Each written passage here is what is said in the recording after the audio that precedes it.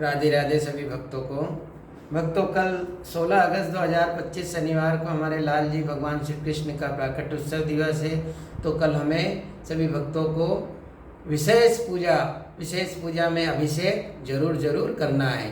तो अभिषेक के लिए हमारे पास में जो सामग्री है वो आपको हम उपलब्ध कराएंगे। पहले हमें आचमन करना है। आचमन के बाद में भगवान को एक बड़ी थाल में विराजमान करना है। उसके बाद में फिर हमें अभिषेक के लिए तैयारी करना है। अभिषेक के लिए हम पहले मंत्र बता देते हैं। क्लीम कृष्णाय गोविंदाय गोपीजन वल्लभाय नमः। अब आप चाहे तो ओम नमो भगवते वासुदेवाय के मंत्र से भी अभिषेक कर सकते हैं। पहले शुद्ध जल से हम स्नान कराएंगे भगवान को, फिर हम भगवान को पंचामृत से स्नान कराएंगे। दूध, दही, घी, शक्कर और मधु। अभी हमने पंचामृत तैयार नहीं किया है क्योंकि अभिषेक कल होना है भगवान का, तो आज हमारे पास हम उपलब्ध नहीं करा पाते आपको। मधु है, ये मधु को उन चारों वस्तुओं में मिश्रण करके भगवान का अभिषेक कर सकते हैं। फिर शुद्ध जल से भगवान का अभिषेक करना है। फिर हमें भगवान को रसों से अभिषेक करना है। पाइनएप्पल है, अनार है, संतरा है, पप्पू गोशा है, आलू बुखारा है। इन हमें फलों के रस को जूसर में पीस करके मिक्सर करके उसका रस निकाल कर कपड़े में छान कर भगवान का अभिषेक करना है। फिर शुद्ध जल से भगवान का फिर स्नान कराएंगे। उसके बाद में फिर ये केवड़ा जल है, इससे भगवान का अभिषेक करना है। फिर शुद्ध जल से स्नान कराना है। फिर ये गुलाब जल है, गुलाब जल से भगवान का अभिषेक करना है। केसर पाउडर है, इससे भगवान का अभिषेक करना है। फिर शुद्ध जल से स्नान कराना है।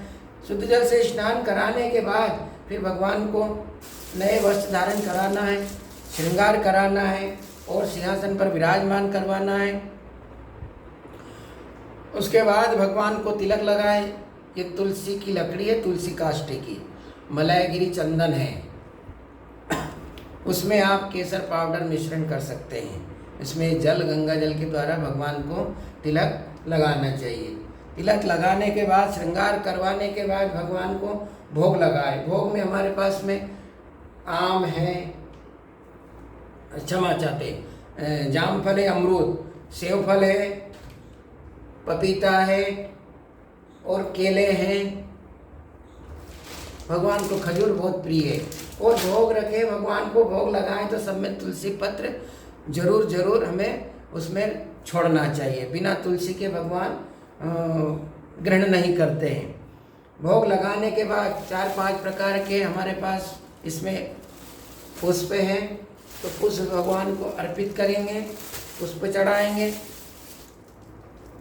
उसके बाद फिर हम भगवान की आरती करेंगे। आरती करने के बाद सारा भोग प्रसाद भगवान को फिर हम भक्तों में वितरण करेंगे। बाद में स्वयं भोग हम ग्रहण करेंगे।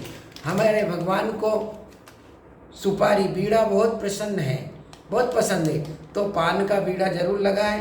पान, मीठी सुपारी, उसमें और कुछ भी आप कपूर भी उसमें लगा सकते हैं।